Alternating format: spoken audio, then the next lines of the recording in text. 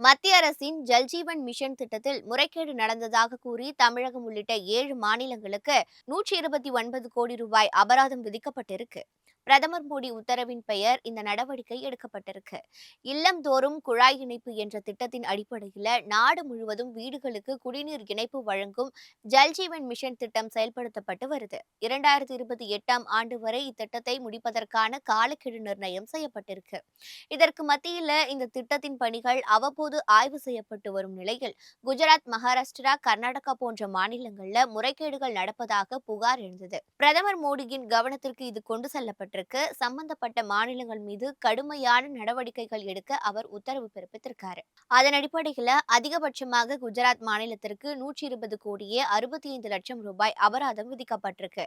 ராஜஸ்தானுக்கு 5.34 கோடி ரூபாயும், மகாராஷ்டிராவுக்கு 2.2 கோடியும் அபராதம் விதிக்கப்பட்டிருக்கு.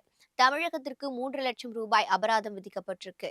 இந்த அபராதம் தொகையை உடனடியாக வசூலிக்குமாறு பிரதமர் அலுவலகம் உத்தரவு பிறப்பித்திருக்கு. ஜல்ஜீவன் மிஷன் திட்டத்தில் நடந்த முறைகேடு தொடர்பாக இதுவரை 10 அதிகாரிகளும் 8 ஒப்பந்ததாரர்களும் கைது செய்யப்பட்டு இருக்காங்க.